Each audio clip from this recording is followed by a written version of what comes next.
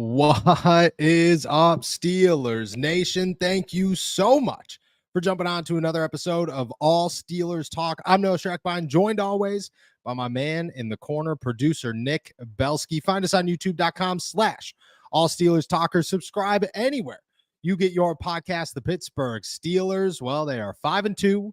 Life is good, but Mike Tomlin, once again, is not confirming anything about his quarterback situation, keeping it a secret for the New York Giants in Week 8. Well, we're here to talk about what that quarterback situation probably looks like, on top of how it's slightly different, and then how some injuries are going to impact the Steelers roster as a whole in Week 8 against the New York Giants. Plus, it's Overreaction Tuesday, and we are fired up for Week 3 of our Overreactions. It's crazy nice here in the Berg. 80 degrees out today.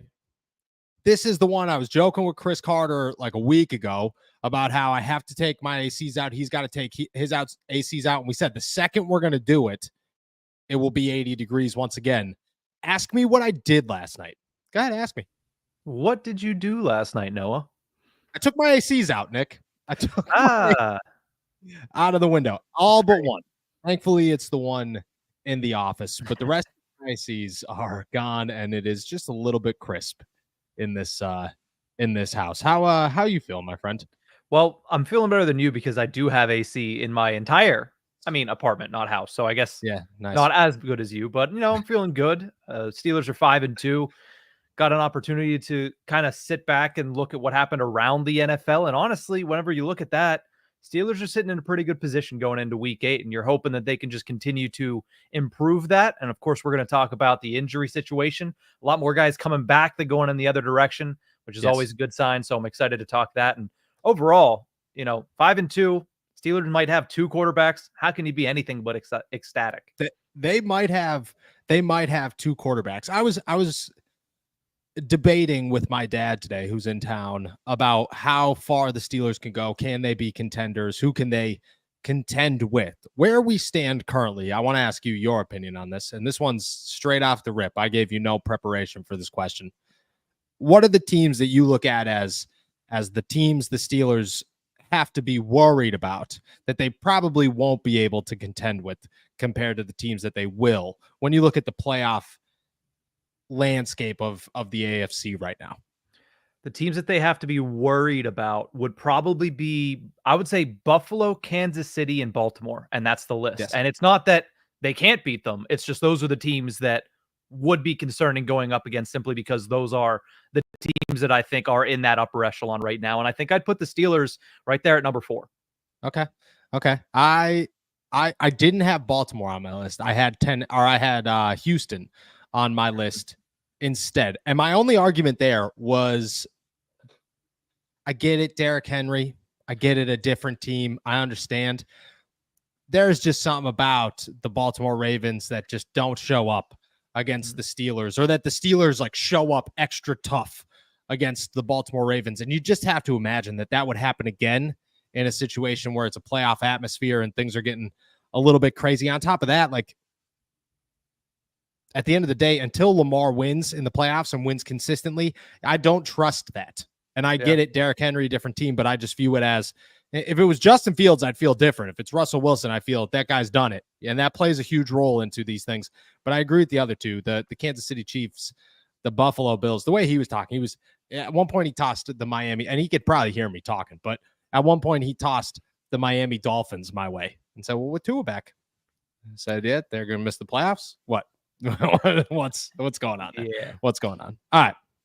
Let's talk some Pittsburgh Steelers. We got quarterbacks, we have injuries, and we have Overreaction Tuesdays. We'll start with Russell Wilson and Justin Fields, and Mike Tomlin continuing to deny any plausible cause to pick a quarterback. This time it was, well, Russ is set to take first team reps tomorrow, and we will go from there throughout the week.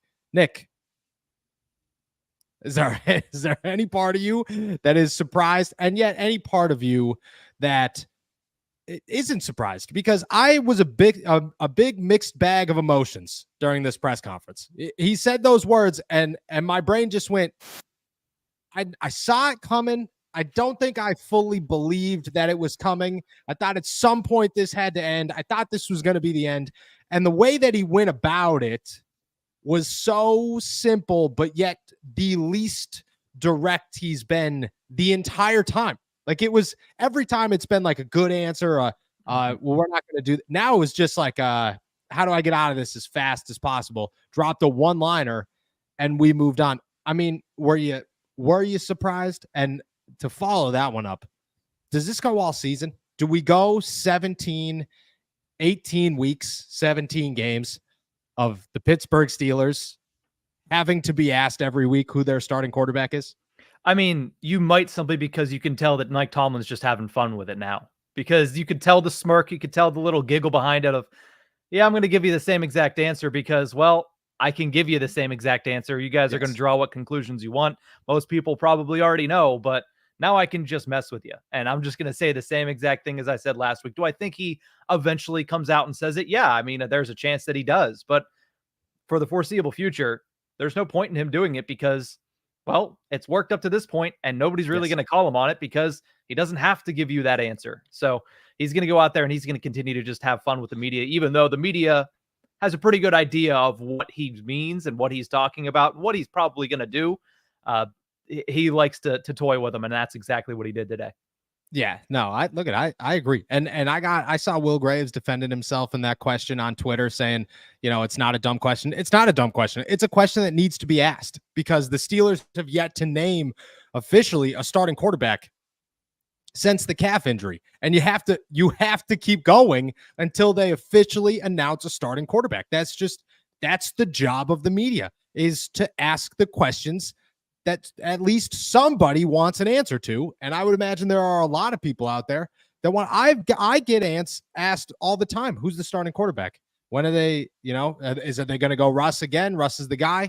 I mean, yeah, I would guess that would be my assumption, but I don't know. Mike T is going to leave it open. So let's talk about what's different this week and how the Steelers quarterback situation will change in week 8 compared to week 7. And we talked yesterday about why didn't Justin play and the purpose behind it and how it made sense. Today, I will detail a little bit of my expectations for week 8 and how Justin will be involved and the Steelers will have the Justin Fields package. And I simply look at it like last week, again, I'll reiterate, was we really do have to see what we have in Russ, and it's a bit disrespectful to give Russ an opportunity with Justin also on the field from time to time to take away from that opportunity. Now, it is solidified, whether Mike Tomlin wants to admit it or not, that Russell Wilson is the starting quarterback of the Pittsburgh Steelers. And what that means, essentially, is that they don't have to be cautious about how they are being respectful or who they are being respectful to. They can look at it simply and say, Justin Fields adds a completely different element to the Steelers offense. He is a quote-unquote X factor, according to Mike Tomlin, when it comes to his running ability. And the Steelers are going to utilize that. They're not going to utilize it weekly, but in week 8, they will break out a package because that's what you do here. You take the step back, you let Russ be the guy in week 7.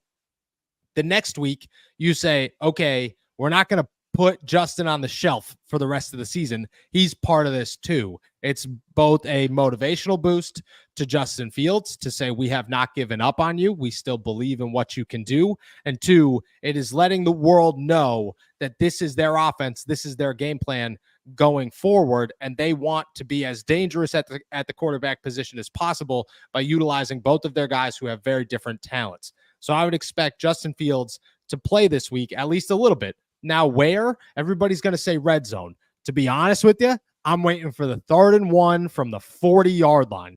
That's where I see Justin Fields making his way onto the field, where Mike Tomlin and Arthur Smith go, you got 3 options. You could run it, you could hand it off to Najee Harris, or, well, if you want to, you could throw the football. It's probably a triple RPO situation right there, and definitely many variations of it. But it will be situations where Justin Fields has opportunities to make massive plays because that is what he is going to bring to the offense. The Steelers don't look at this as, can Justin Fields run 3 yards into the end zone? Yeah, great. Najee Harris can do that too. They're going to look at this and say, And don't get me wrong, he will be used in the red zone. I'm not going to eliminate, and on the goal line, they're not going to eliminate that completely, but he'll be used from further back with the Steelers having some hope that he can turn that into 40-yard runs and deep passes and just big-time splash plays with their second quarterback. I expect this to be a Russell Wilson and Justin Fields game to the point where the Steelers just make it a statement that, hey, we have like a Taysom Hill style situation going on, and we're going to utilize it, and we're going to utilize it well. And last week was just, hey, let Russ confirm he's the starter. Now it's let's get Justin back on the field because he deserves to be back on the field. Do you have different expectations? No, I do think that they're going to break this out. I don't think it's overly necessary. I don't hate the idea, to be completely honest, because yeah, put that on tape. Let it be something that opposing teams have to, at the very least, take some time out of their week to look at. But this is something that, should be used maybe once or twice a week. And again, twice a week would be, in those certain situations where, hey, let's throw this out there as an option to try to confuse the defense and see how they react. Use it once, twice a week, and that's it. And again, this is not just to get Justin on the field. This is just to be able to utilize his skill set to help your game plan or to help in a crucial situation, and probably more so earlier in the game than in late game situations when it's a close game. I think Russell Wilson is a guy who's shown over his career that he does have a propensity to score touchdowns when he gets into the red zone. I mean, you look at what he did on Sunday, 3 for 5 in the red zone, 3 touchdowns, 2 field goals. He's good in the red zone. So this is not a, hey, the Steelers, Russell Wilson can't really do it in the red zone. Let's bring in Justin Fields to help get them over the hump. No, I think he is fine in the red zone. I don't think this is something that you're going to see a lot of, but I wouldn't be surprised if they open the door and put that on film to make other teams have to be prepared for that as well. I agree with that. And that's a great way to put it, is they will put it on film in the red zone to make sure that teams have to be prepared for it. But at the same time, just like you said, it's not a pressing need. That's why I think it's going to happen more and more further back in the field, the 40 around midfield, somewhere there where you're just going to get instances. And I could see it where it's like 3-4 plays in a row where the Steelers just run read option after read option after read option and maybe throw one up with a read option pass or a play action, and throw one up to George. Like, I could see it where they start to build some momentum on the ground with Justin Fields, much like they would do with Najee Harris and Jaylen Warren, and then let one rip to utilize it that way, where essentially it just adds to your play action game instead of just simply your red zone game. Because just like you said, Russ has never struggled in the red zone. He has always been efficient. If you need him to score a touchdown, he can score a touchdown. I expect them to be a little bit further back and to get some. So for those people out there who are sitting around going, man, dude, Justin Fields is on my fantasy bench. What the heck?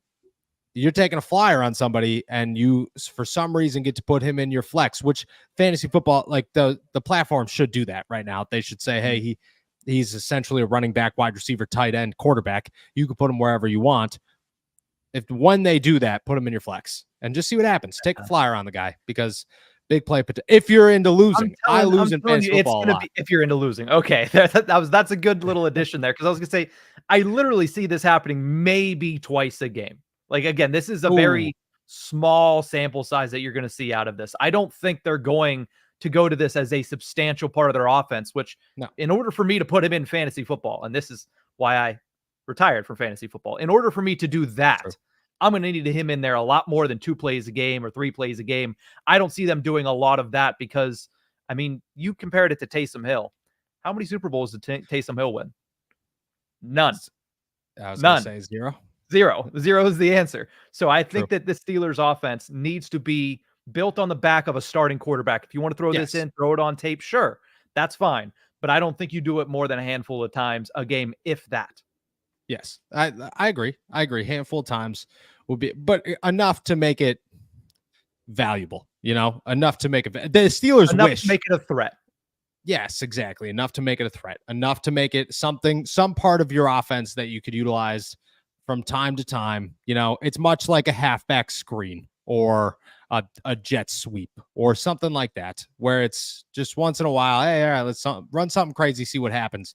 Not necessarily a double reverse Hail Mary but more of, something efficient in that aspect for the Pittsburgh Steelers. All right, let's shift focus here. Let's talk injuries. The Pittsburgh Steelers have good and bad news heading into week 8. The good news is Cordero Patterson and Tyler Matakevich are expected to return from IR, open their practice window, and begin that 21-day activation period where they could come back and be added to the 53-man roster. I expect Cordero Patterson to be on the 53-man roster simply because the Steelers only have one more game to call up Jonathan Ward. They clearly made a mistake with Aaron Shaplin. And I mean, I like Aaron Shaplin. I really definitely do. But the fact that he's inactive while Jonathan Ward is getting called up from the practice squad, questions. I definitely have questions there. I look at it like Cordero's coming back from what I've been told. Cordero is expected to play on Sunday against the Monday against the New York Jets. And that will allow the Pittsburgh Steelers to move on from Aaron Shaplin, have their running back. It just essentially solves everything they were looking for. And Tyler Matakevich, the same, but with less of an expectation. Could come back, is feeling healthy. The Steelers might also look at it and say, I mean, Dean Lowry's blocking field goals, and at this point, everybody's just playing well on special teams. So it would be great to have them, but maybe we could wait till after the bye. There's not as big of a rush there. And then at corner, I expect some shakeup. I know that Mike Tomlin said that DeMonte KZ is expected to play this weekend. From what I've been told, the Steelers could be cautious about the situation and hold him off the field until after the bye week. He's been dealing with this injury since week 3. It's just something where rest is required and will likely help it long term. So why not rest him? They kind of alluded or hinted at that move when they signed CJ Henderson to the 53-man roster, who I'm excited to see on the field. I'm excited to see CJ Henderson get some play. That's a former 9th overall pick. That's not bad. And I'm talking, and 4 years ago, that's a 9th overall pick. That's a name to watch. I'm excited to see CJ Henderson out there. I've also been told, and Nick Fairbaugh was the first to report on this, I just confirmed it, that Corey Trice is healed up, ready to go. He's just kind of waiting for his opportunity. And the Steelers could look at this and say, the Giants, they're not a great passing game. Maybe we just go CJ Henderson, Joey Porter Jr., and James Pierre, or they look at it and say, Dante Jackson's going to be out. We could activate Corey Trice from IR if need be.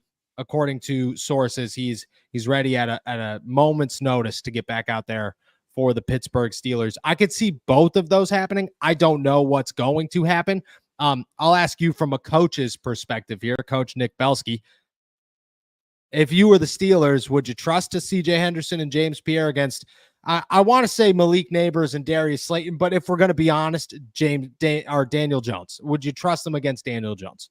Yeah, I would give them that opportunity because I think that, it might create a matchup issue, but honestly, at the same time, you saw the same exact thing last year with the primetime game against the Tennessee Titans. What did we see last year? We saw Darius Rush get a lot of opportunities because the Steelers felt that was a game where you could try to kind of test him and see what you have in Darius Rush without hurting your team to a full extent. I think this is a similar situation for the Steelers, whether that be through giving Corey Trice some playing time, whether that be through CJ Henderson, or whether that be through James Pierre, who wasn't great last weekend, but also who was he going up against a lot of the times? He was going up against Garrett Wilson. So he's not going up against a Garrett Wilson level guy this week. So maybe you give one of those 3 guys an opportunity and definitely try to make sure that Dante Jackson is 100% before putting him back out on the field, because you're really going to need him to be at full health going into the second half. And if he's been dealing with this since week 3, why not give him that extra week, especially since you're up against the bye week right now?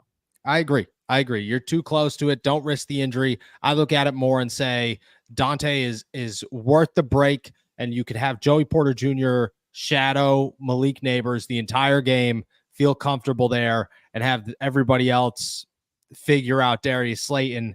And he's also a slot guy, so maybe Beanie Bishop plays him, which he would anyways. And I don't know. I just think you could get away with it and have options and feel comfortable, whether you got to move Minka in for some added help. I don't know how you go about it, but I don't think this is the worst matchup in the world for the Steelers to say, you got to go out there. And if we're going to be real, I mean, Dante Jackson didn't play the entire second half.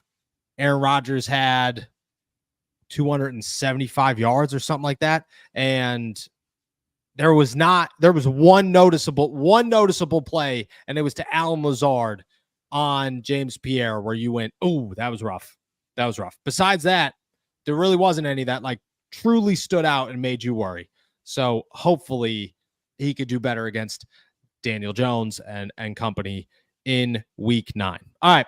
With that said, really quickly, quarterbacks. I was going to say before we move on, we got a little bit of news here from the Pittsburgh Steelers. They officially announced the signing of CJ Henderson to the active roster from the practice squad. They signed Braden Fehoko to the practice squad, so he is back, and they placed Mon Adams on the injured reserve list. Oh, okay. Montravius Adams on IR. That's a bummer, dude. I'm a big Montravius Adams guy. I thought he's been playing well the last 2 seasons, but he's been banged up. He's been dealing with injuries. Hopefully he's good. I'm sure I'll get some insight for tomorrow on what that injury is looking like and how long he's going to be out. I'll make some phone calls after I get off here, and we'll figure out what he's looking at, what time frame he's looking at. That's a bummer. Shout out to Montravius Adams. Hope he's good. Glad to have Braden Fehoko back. Fun fact about Braden Fehoko: somebody came to my house on Halloween. I don't think Braden Fehoko lives by me. I'm almost positive he didn't, actually. And the kid said, I was just at a Pittsburgh Steelers house. He was giving out full-size candy bars. Why aren't you giving out full-size candy bars? And I was like, I don't know, man. I like what? Because I'm not a Pittsburgh Steeler.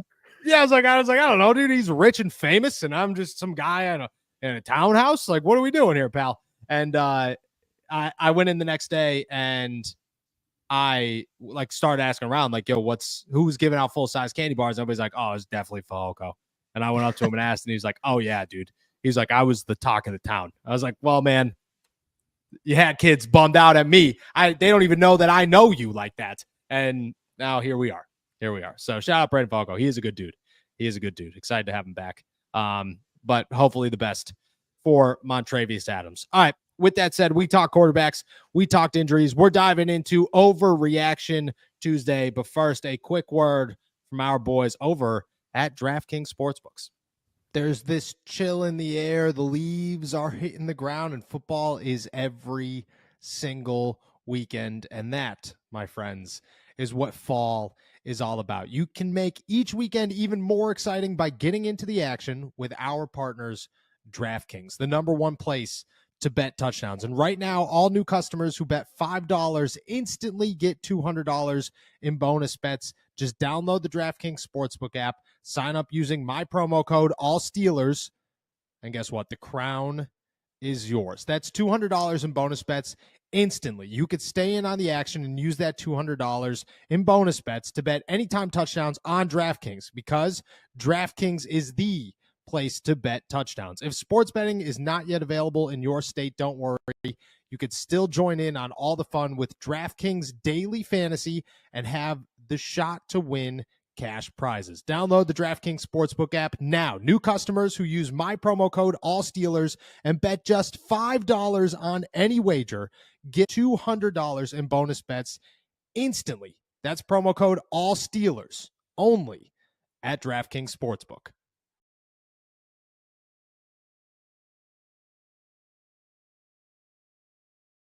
Shout out our boys over at DraftKings. All right, we're diving into Overreaction Tuesdays. We're still, shout out to Parker, we're still working on the video. I hit up some people. I said, yo, can you get it done by Tuesday? The answer was no. I said, all right, well, we need it by a Tuesday. That would be great. We'll hopefully have that soon. In the meantime, you'll just hear my voice getting everybody fired up for some Overreaction Tuesdays. Week 8, Pittsburgh Steelers, New York Giants coming off Week 7, New York Jets. It's WrestleMania. Oh, did I just come up with a great new nickname for Russell Wilson there? Great new T-shirt idea. I feel like we're getting sued with WrestleMania, but we can try it. You're getting close to copyright infringement with that one. We are definitely going to get a phone call from the WWE that says, hey, pal, no. I'm like, all right, yeah, you're right. You're not wrong. You're not wrong. We had that conversation. But we're getting fired up about WrestleMania. We're getting fired up about the Pittsburgh Steelers. I'm excited for these Overreaction Tuesdays. I'll toss it to you, Nick. What do we got? Yeah, we got some from me. We got some from the listeners, as always. And then, of course, people are throwing them in the live chat here at All Steelers Talk on YouTube. Let's start with mine. First and foremost, Beanie Bishop, 2 interception game, couple of big plays outside of those interceptions. he earned himself the starting slot corner role for the rest of the season. Sorry, not sorry, Cam Sutton. Oh my gosh, right off the bat with a banger here. I'm going overreaction. I mean, come on. We're 4 days removed from talking about Beanie Bishop is there. You don't cut him for these reasons, but you gotta hope that maybe Cam Sutton comes back and is a better option. Maybe you're talking about Thomas Graham, Terrell Edmonds, DeMonte Casey. You're talking about all these replays. And it comes up with 2 interceptions against Aaron Rodgers, who, let's be honest, is not very good right now and is throwing a lot of interceptions. And now we're talking starter. I'm going over. Look, I like Beanie Bishop, big Beanie Bishop guy. I have the one thing that I have been very consistent with when talking about his criticism is that he has so much potential behind him. I'm glad that potential showed. I really am truly glad that potential showed. But at the same time, this kid he's not Cam Sutton, and Cam Sutton will quickly show that he's not Cam Sutton, and you will see much less hiccups. So I'm overreaction. Maybe a year from now we're having this conversation. But right now, Beanie Bishop, you're heading not to the bench, but to the depth piece once Cam Sutton comes back in week 10. Alrighty, overreaction takes the opener here. Let's go to another rookie, Peyton Wilson, who led the Pittsburgh Steelers with 10 tackles on Sunday Night Football, will be the best player from the Steelers 2024 draft class when it's all said and done. Wow. When it's all said and done, as in the end of time? Yeah, end of all their careers. Wow. I like this one. I like this one a lot. If you said the end of the season, I'd say, nah, Zach Frazier, because he's only going to miss until after the bye week, and then he'll be good to go. But the end of time leaves the door open. I'll say you're going to talk Troy Fautanu. You're going to talk Zach Frazier. I think the biggest, he's got competition across the board because Mason McCormick's going to be a stud, a real big stud. Zach Frazier is going to be an all-pro center at some point in his career. And I think Troy Fautanu is coming out hot and ready to go once he is back and healthy next season. But Peyton Wilson's good. Can he stay healthy with one ACL? I don't know. I don't know. I don't know. I have both ACLs. I don't know what life is like without one of them, how difficult it could be, what the injury risk is here. I got to say overreaction. It's a very close line to not overreaction. I'll admit that, because there is an argument to be made. And if you were going to say top 2, I'd say not an overreaction. But I feel like Zach Frazier has such a heavy hand in this battle right now that if he can stay healthy, he is going to be an absolute monster, like a Marquise Pouncey potential Hall of Famer type career in front of him. And an inside linebacker, maybe not. He'd have to turn into Fred Warner. If we're going to be honest. He'd have to turn into a Fred Warner if Zach Frazier's headed towards Marquise Pouncey. It's the only way he beats him. And Mason Mason, did you see the first down celebration on Sunday? Yes, of course. Oh my God. Yes, I saw like that. That was that alone. Yeah. That guy is just getting started. I expect nothing less from somebody who posted a hype video with the song Thunderstruck on draft day. So, dude, look it. Perfect. Look it. Mason's just getting started. I have hopes for him. I would say overreaction, drawing the line, really, really walking the line here of not an overreaction. But I would say that's an overreaction simply because I think Zach Frazier has that just in his hand, and it's his to let go where we stand right now. All right, last one for me, and then we got a bunch from the listeners. A fully healthy Steelers team is a wide receiver 2 away from being a Super Bowl favorite this season. Oh my gosh. I was ready to go, and then you dropped favorite, and that one, I was not ready for the favorite. I was not ready at all for the favorite. I'll say not an overreaction. Why would it be an overreaction? You know, why? If you said contender, would it be an overreaction? It wouldn't be an overreaction. It'd be, yeah, definitely. Super Bowl, they're a contender without a wide receiver 2. But you're talking Cooper Kupp is on the market right now. Mike Williams is on the market right now. They're talking DeAndre Hopkins. They're talking Tyler Boyd. You're like a quality wide receiver 2 away from this offense being totally different with Russell Wilson, who is now a quarterback and looks like a damn good one. And they're just beginning to scratch the surface of what this offense will become over the next 10 weeks. I'm going to say not an overreaction. That one you expected me to say overreaction to, I know, but I will say not an overreaction because I think that this team is just getting started. And if you add a wide receiver too, what's stopping you? The best thing going for them right now is that the Kansas City Chiefs are 6-0. Go ahead, keep winning. Doesn't matter. You want to be good right now? Fantastic. Nobody's good all season. Everybody eventually stumbles. You'd rather them stumble now or later than now. The 49ers, no thank you. The Detroit Lions, probably, but Jameson Williams got suspended last night. What's going on with that team? Who knows? And the Texans can't stay healthy.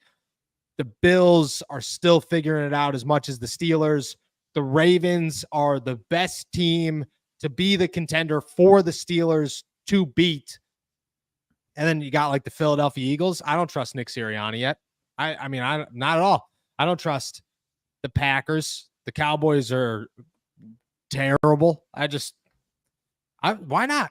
Why not? Outside of the Kansas City Chiefs, I'd say they have a potential to be number 2, and at some point they're going to stumble. I'm going to go not an overreaction. The second that the Kansas City Chiefs land Cooper Kupp, though, changes the story. Window. Yeah, out the window. It's over. It's over. All right, let's go to some listener suggestions from our community page. Let's start with this one here. Garrett Wilson, just saw him on Sunday, will force his way off the Jets and land in Pittsburgh for a 3rd round pick. Is that your wide receiver too? For a 3rd round. You had me. I was hooked. I was coming in. And he started to reel too fast. He took me right out of there. I swam away. That's an overreaction. And it's an overreaction because the New York Jets, not in their right mind, would give Garrett Wilson away for a 3rd round pick. They would not do it. Devontae Adams just went for a 2nd. I mean, I guess it was a 3rd, and they think they're going to win the Super Bowl, so a 2nd. But still, I could see them going after a 2nd. If Cooper Kupp's going for a 2nd, if Devontae Adams' original price tag was a 2nd, I could see Garrett Wilson, who is a 3rd-year player, who is still cheap, with another year and a 5th-year option on his deal. I could see that easy, the 2nd round pick, and I could see the beginning of that question or that beginning of that take being correct with him trying to force his way out of the Jets. Because why would you want to stay with the Jets? It makes no sense. They are an absolute dumpster fire with a quarterback who has gone from blaming the running game, blaming Garrett Wilson, blaming Mike Williams, to now saying we have to stop listening to the media. And then the next word out of his mouth was, we also have to take accountability. What? Dumpster fire. I'm going to say it's an overreaction. You had me hooked until you said 3rd round pick. I'm going 2nd round pick. It's no longer an overreaction. With the 3rd, it is. We got a double whammy here from Carl Spackler. Let's start with this one. Darnell Washington should get more targets than Pat Freiermuth. Come on. No. It's an overreact. No. What did everybody miss what Pat Freiermuth did with the football the other day? Like the guy had 2 catches, and the one of them was a one-handed contested grab, and the other one he ran through 3 dudes for 40 yards. Yeah. If you're going to make the argument of Pat Freiermuth should have more targets than anybody else in Pittsburgh not named George Pickens, yeah, I agree. Nobody should have more targets than him outside of GP. That's an easy overreaction. Darnell is a stud, man. I'm loving Darnell Washington involved in this passing game.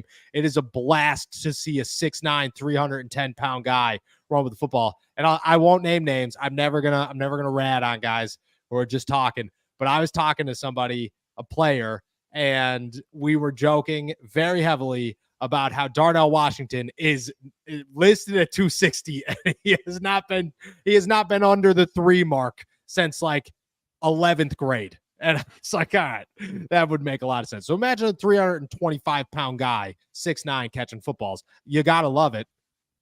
Not more than Pat Freiermuth. He's getting paid for a reason. Overreaction. Let's go to this second one from Carl Spackler, and this one I think you're going to love. Current edition of Russell Wilson is the best and most talented quarterback to ever wear a Steelers jersey. Whoa. Wow. What? You asked These for are just overreactions. Look at shout out to everybody. These are coming in strong, and the way they are being set up is phenomenal because they're I should have choked there. I should have choked. There should have been a spit take. It should have been wild. Overreaction. I mean, overreaction by a mile and a half, maybe. Russell Wilson's great. The third best quarterback to ever don a Steelers uniform. Yeah. Argument to be made. Top two? Nah, I don't think so. But depending on your thoughts on Terry Bradshaw, potentially, but an entirely different game. Ben Roethlisberger, I mean, Ben Roethlisberger is a first ballot Hall of Famer. If he didn't retire the same year as Tom Brady, which did he retire? Did Tom Brady come back? No, they retired the same year because Tom retired early, came back, then they retired the same year. I'm almost positive. If that's not the case, somebody could correct me. If it's not for Tom Brady, he is the first name in the Hall of Fame. He is the first name of his class in the Hall of Fame. What are we doing? What are we doing, Carl? No. Wait, for those listening, Carl just said current Russ is better than peak Ben. Not even close. It's not even remotely close. But peak Ben Roethlisberger was the second best quarterback in the NFL at times. Maybe third because Aaron Rodgers is there. But if we're gonna go winners, it's Ben. It's Ben every time. So outside Tom Brady, no. I'm sorry, no. And it's been one game against the 2-5 Jets team. Overreaction, biggest overreaction we've had to date in 3 weeks. Well, let's go with and that includes TJ Watt being washed. Let's go to another Russell Wilson overreaction. Matt Hatch says Russell Wilson will have a 400-yard game against the Giants on Monday Night Football. That is potentially an overreaction, but I don't want to say it's an overreaction. Like, that's a logical thought to have. Why wouldn't he? Why would he had 264 against a good Jets defense? What's going to stop him from 400 against? Go ahead, tell me who the Giants corners are. Go ahead. I'll give you a hint. One of them brought Jackson back. Yeah, they brought him back. They said he's not good enough. All right, we couldn't find anybody better. Come on, come back. No, I could see it. You have McKinney. You have Xavier McKinney, who I honestly think actually is in Green Bay now. So maybe you don't even have him. When Mike Tomlin is mentioning Isaiah Simmons as your X factor in a press conference, your defense is not that good. I'm going to say it's an overreaction, but this walks the line as well. This is a could happen. Like, why would it not happen? 400 yards happens in football from time to time. It just means that you're going to throw the ball a ton. The difference is I think Justin Fields is going to play this game. Najee, another 100-yard game. And I mean, what is George Pickens going to have 200, 300 yards? Like, because that's who else is going to have 100 yards? So probably nobody. I would go overreaction. But again, this one's much closer than I think people would say it was. All right, let's go to Sajin, who says Steelers are about to be the hottest team in the NFL coming off of their bye week. Oh, 100%. 100%. Not an overreaction. 100%. You beat the Jets big. You beat the Giants big. You go into the bye week. You come out of the bye week. You potentially beat the Commanders big, depending on if Jaden Daniels plays or not. Why not? What's holding you back? What's holding everybody back? Nobody. Nothing. And when we talk hottest teams, okay, everybody's going to have their qualifications for hottest team. You want to know what really makes the hottest team in the NFL? The hottest team is the guy that the team that everybody's talking about. And you want to know who the national media is going to be talking about more than anybody else? Russell Wilson and the Pittsburgh Steelers and how good they are or how bad they are. But they will be the hottest team in the NFL. I agree with that. That is not an overreaction. That's a good one. I agree. Let's jump into the live comments and the live overreactions before we head over to the rest of the questions. Let's go with Mason C., who says, Overreaction Tuesday, Steelers versus Chiefs is the AFC Championship. You're getting a preview of it on Christmas Day.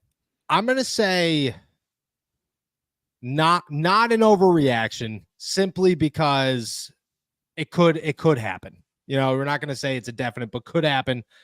So it won't be an overreaction. I'll also say this. The team that the Steelers play on Christmas and the Chiefs will not be the same team they play in the AFC Championship game if that happens, because the Chiefs are always different in the playoffs. They do this differently every time. At the same time, the Steelers will be a much different team on Christmas than they are today. So you just don't know what's going to come out of them. But at the same time, I expect it to be positive, steps in the right direction. I'm going to say this is not an overreaction just because, I mean, they got to be one of 5 teams that you're saying could make it to the AFC Championship. There are only 5 teams in the AFC that you got to feel confident about that. The Kansas City Chiefs, the Houston Texans, the Baltimore Ravens, the Buffalo Bills, and the Pittsburgh Steelers. Everybody else stinks. So those would be the 5. The chances are good. Odds are good.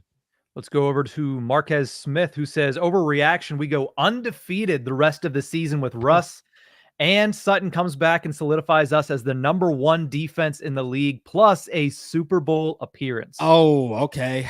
Triple whammy. I mean, you win all out with the triple whammy, and then you stopped at appearance instead of win. Yeah. I'm gonna say overreaction.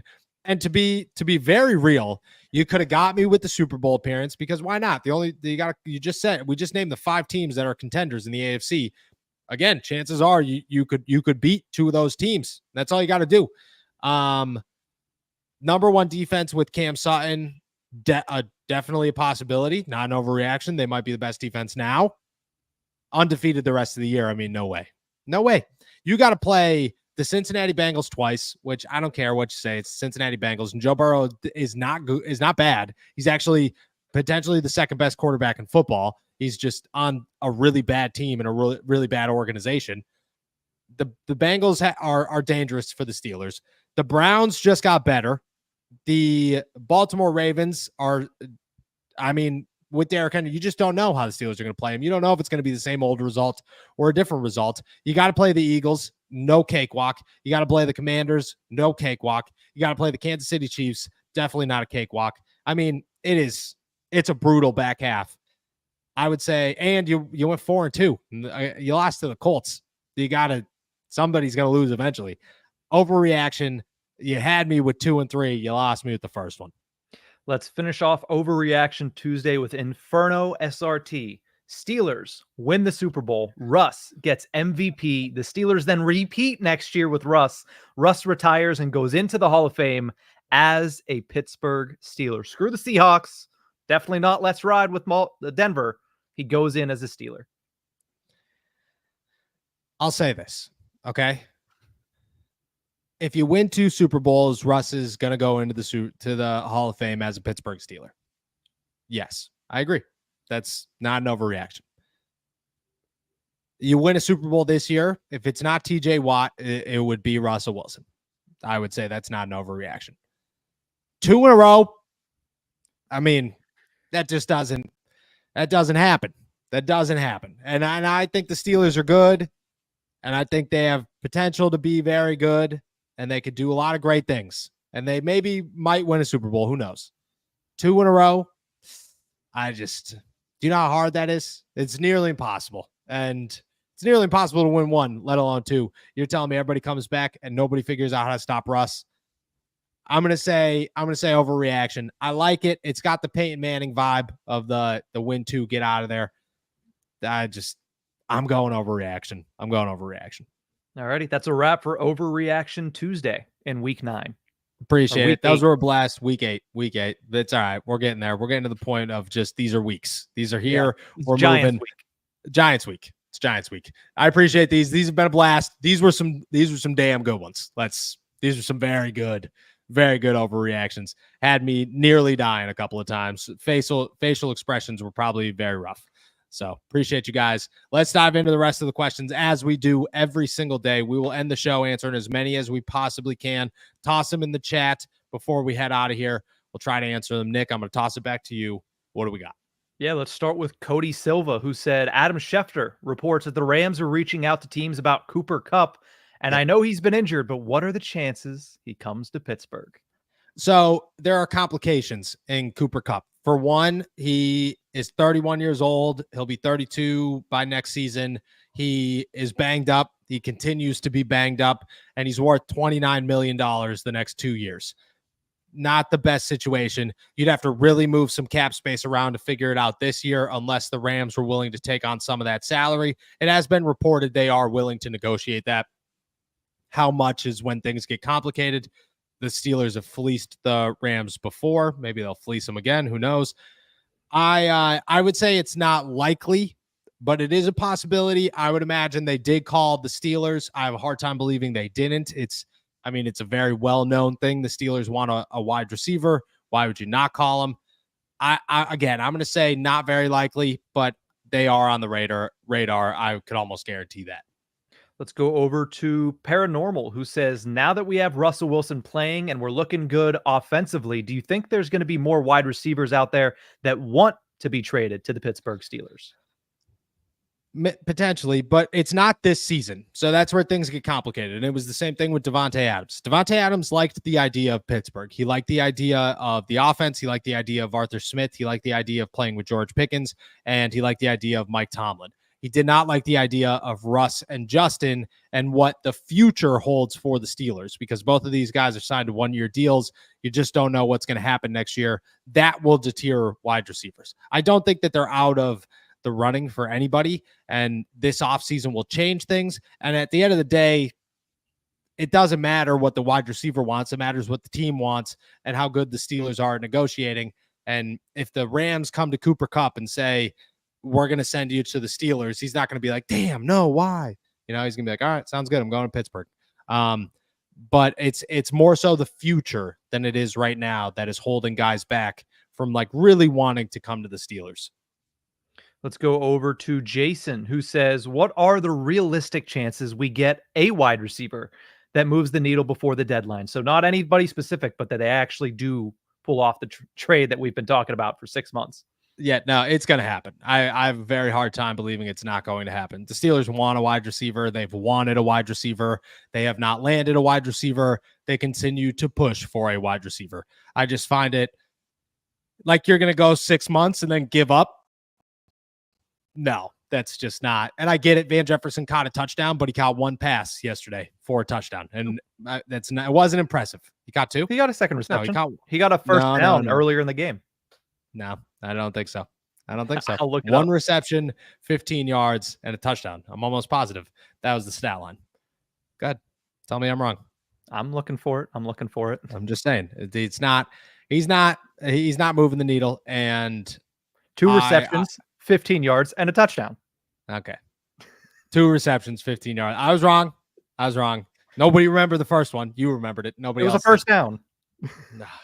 Big concontributions. Yeah, it was an out route, caught it, cut up the field, got the first down. I thought it was Pickens, but it wasn't. I thought it was Pickens who caught the touchdown too. He's on my fantasy team, but I digress. The moving the needle, I expect them to call somebody. I do expect them to land a wide receiver. I don't know who that's going to be. We'll know more as we move forward. But all these names that emerge, you better believe the Steelers have made phone calls and will continue to make phone calls about them. With the throwback uniforms last week, the Color Rush uniforms coming up this week, yes, Santiago wants to know, which are your favorite Steelers uniforms of all time? The Bumblebees. No, I'm joking. I'm definitely joking. I like the block ones. There's not much of a difference between the block and the regular in my eyes, but I love the gray face masks. Yep. I love the gray face masks. So the old school block ones really, really kick it for me. I do like the Color Rush, but I'm glad that it's only Color Rush. They don't wear it all the time. But I would go block uniforms, regular uniforms, Color Rush. That would be my top 3. Yeah, and if I'm going to specify regular uniforms, the road unis, the ones that they always wear in the Super Bowl. Yeah, those are the ones that are just ingrained in everybody's memory. Yes, got to go white. Let's go to Darian's question, who said, if you had the choice between Calvin Ridley or DeAndre Hopkins, which would you rather try to get? I think Ridley would be more difficult because of his contract. Yeah, if we're going to be realistic, Ridley is not an option for the Steelers. If we're going to be just like, if we're going to have fun here, I mean, Ridley all day. He's younger. He's got more left in the tank. He's utilized more. He could do a lot more things right now.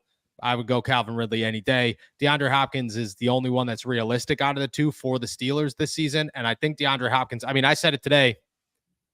If I had to guess who the Steelers are going to land wide receiver wise, my top guess would be DeAndre Hopkins. That would be my top guess, which is, I know, bold, and people will be like, that's crazy.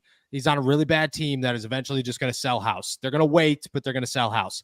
And the Steelers just need somebody who they know moves the needle without any major expectations. And at the same time, the best part about DeAndre Hopkins is you just have him for the year and then you get rid of him. So you could trade a 5th round pick and say, here you go, take him. And at the end of the year, we'll find a younger option without a 33-year-old wide receiver weighing us down. So I would say DeAndre Hopkins is the more likely one. I would take Ridley any day of the week. Let's go over to Samuel, who says, Noah, do you believe that with the emotional win this past week, the Steelers are going to let their guard down and underestimate or underprepare for the New York Football Giants? I think that is both a yes and no answer, because you could say yes to guys like the defense, but you could say no to guys like the offense, because Russell Wilson does not prepare like normal people. And I don't believe he will let the offense undervalue the Giants. I also think that, yeah, the Steelers are coming off an emotional win, a big one against the Jets, but this is Monday Night Football. The Steelers always play well on Monday Night Football. And it's more of a, we are not good yet.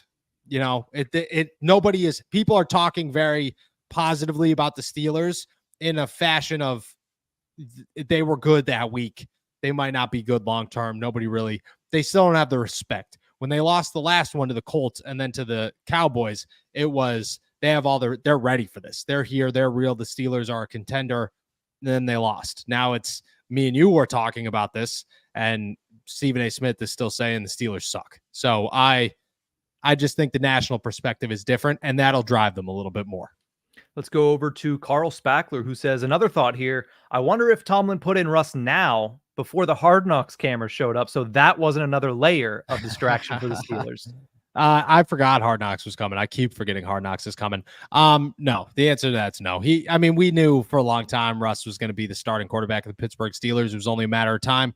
Here we are. He's out there, the Steelers. And I mean, if we're going to we still don't know who the starting quarterback is in week 8 against the Giants. So we'll figure it out. But no, I don't think it has anything to do with Hard Knocks. If anything, Russ being the background for Hard Knocks would probably be better for the Steelers in terms of distractions than Russ being the guy that they're going to interview and talk to all the time. Speaking of Hard Knocks, Tommy and Elizabeth Britton want to know, when does that start filming? I want to say week 10, right? It's last year. I think it was week 11, but week 10, 11, either way, out of the bye, it's going to be shortly after. Yeah, they start filming. No, it might be later than that. No, yeah. It's the end of November into January. That's what it is. It's the end of November, whatever those weeks are, the like second last week of November until the end of the season, until the end of the regular season. That's when they will film. Let's go down to the Fields is for the Pickens. Appreciate you as always. Says, yes, if sir. we don't hold on to Fields, we'll wind up in another Ben situation with Russ. Am I overthinking this, or should Fields still be the future? You are overthinking it, simply because we don't know if Fields is going to come back to Pittsburgh or wants to come back to Pittsburgh. And both these guys are on 1-year deal. And if you win a Super Bowl this year, who cares about next season? Like, let's be honest. You try to do it again, but you're not mad when you don't. You are overthinking it a little bit, but at the same time, I still think Fields should be the future. I wrote a story today that said that the Pittsburgh Steelers' perfect quarterback situation could play out. And that is that Justin Fields was able to showcase to Pittsburgh, I am good, and I am much better than my Chicago days say that I am. And then Russ comes in here and is great, and you get to ride with Russell Wilson all along while doing exactly what the Steelers wanted to do in the first place with Kenny Pickett, and that is have him learn from Russell Wilson to become the future of the Pittsburgh Steelers. You have obviously a little bit of a hiccup there because you got to figure out the contracts, but if Justin could learn from Russ and the Steelers are aware that he's going to be good, he will be the future of the Pittsburgh Steelers. Let's go over to Marlon, who says, what are the biggest things Justin needs to learn from Russell Wilson? The moon ball and what else? I mean, the moon ball is a good one. The moon ball is definitely a good one. But I just think all around, I just think learning to process the game, learning to prepare, learning to study film, learning to understand defenses, all the stuff that will not be on the field. To be honest with you, moon ball is not even on that list. It's the off the field stuff. It is everything that you do from Monday until Saturday. That is what he needs to learn from Russell Wilson that he never got to learn because he never had a consistent head coach. He never had a consistent offensive coordinator, and Andy Dalton was the guy in front of him. And I mean, you could go to Carolina and see it now. Like Bryce Young's never learned from Andy Dalton. That never changed. Excuse me, I'm trying to hold back a yawn. But I look at it and say it's the Monday through Saturday stuff that will benefit Justin Fields the most from Russ. That is what he needs to learn. Shout out to Sean LaRock, who says for the Hard Knocks schedule, starts recording week 11, but broadcast starts in week 13. There you go. Thank you, Sean. Let's go over to Donald, who says, I have a question for you. Should the Steelers think about signing Russ right now while the price tag remains cheap, or should they wait until the end of the year? Wait until the end of the year because Russ could suck in week 8. You know, Russ could be terrible when you got one game. It's the same thing with Justin Fields. 3 weeks ago, we're trying to shut down questions of, I mean, after the Chargers game, it's sign Justin Fields right now. Sign Justin Fields right now. You got to sign Justin Fields right now. And then Indianapolis and Dallas happened. You go, okay, let's have conversations about Russ. And then here we are. So you obviously wait. You wait till the end of the season. The Steelers wouldn't even think about signing Russell Wilson in the middle of the year anyways. Let's go over to Prague, who says, hey, Nick and Noah, who is your all-time favorite Steeler? Could be because of how they played or who they are as a person. I have both because I'm obviously like lucky enough to meet a lot of these guys. So I have relationships with some of them and have gotten to really, connect with some guys. My favorite person to watch all time is either it's tied. Troy Polamalu, Hines Ward, and James Harrison are my top 3. Those guys just, they were a blast for different reasons. Like, I mean, if you can't tell, I just like when guys get hit. It's a blast to watch dudes just get wrecked. All 3 of them were very good at it. Personality wise, like who was my favorite guy in the locker room or who has been my favorite guy in the locker room as a person or that I've gotten to meet off the field, etc. People aren't going to like this answer, but Cam Sutton's definitely on that list. Mike Hilton was on that list. Joey Porter Jr. is on that list. Who else? All of the offensive linemen, any offensive lineman that has ever come through Pittsburgh can be on that list. Offensive linemen are the best. Larry O's probably on that list. I don't know. There's a bunch of them, but those, if it's crazy, Cam Sutton tops the list, and I'll stand by that. Cam Sutton has topped that list. He's always been very warm to me as a person in the locker room. Let's go to J Chap Snack Review, who says, is Roman Wilson a bust or a wasted third-round pick? I do want to toss this in there for my second answer too. Mel Blount. Mel Blount, both aspects here. Never got to watch him, but I've met Mel Blount many of times, and he is phenomenal dude. So I got to toss him on there as well. But back to J Chap, who says, is Roman Wilson a bust or a wasted third-round pick? He's a rookie who's dealing with injuries. That's what he is. He's not a bust. He's not a wasted third-round pick. He's a rookie dealing with injuries. We'll see what happens. You wish he was out there. He missed some practice time. You knew he wasn't going to play this week. He will eventually start getting into the groove. I know that it's a slow process, but he dealt with a high ankle sprain. That's a tough one for a wide receiver. Missed all of training camp, had to rebound from that, learn the offense, so on and so forth. Started to do that, and then, dealt with a hamstring injury the 2-3 days after his first game. So injured rookie, that's what we're going to label him. All right, let's finish it off with Carson, who says, first time catching the live from Los Angeles. Hope you guys are doing good. Are you worried at all about this possibly hurting the confidence of Justin Fields? I love what Russ has been able to do. Just a little bit worried about the kid. Hey, appreciate you catching the live for the first time. Hope you're enjoying it over there. It's still a little early, 2 p.m, a little mid Monday stream for you. Appreciate you. Tuesday. Wow. Weeks, days, they're all one. It's meshing. That's why it's Giants week and not week 8. That's very true.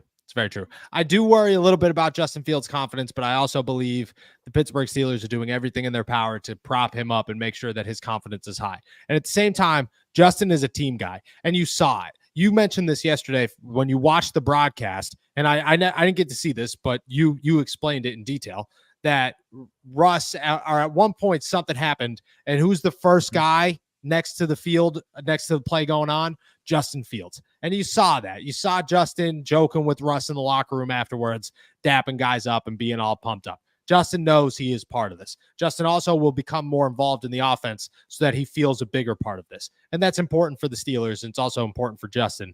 I am worried, obviously, but there's only so much you can do, and I believe the Steelers are doing everything in their power to make sure that the confidence remains high for Justin Fields. It's a wrap for today, then. Oh, awesome. With that said, guys, Overreaction Tuesday, which I thought was on a Monday, is behind us. We're heading out of here. Thank you guys so much for jumping on to another episode of All Steelers Talk. Make sure to subscribe to us on YouTube, youtube.com/All Steelers Talk. Check us out anywhere you get your podcasts. And as always, find all of our work at si.com/NFL/Steelers. We will be back tomorrow with our power rankings for the Pittsburgh Steelers in week 8, and obviously all the biggest news of the day. Plus, maybe the Steelers make a quarterback change at this point. Who knows? We'll be talking wide receivers and more. Enjoy it, and enjoy another beautiful day in the Berg. Peace.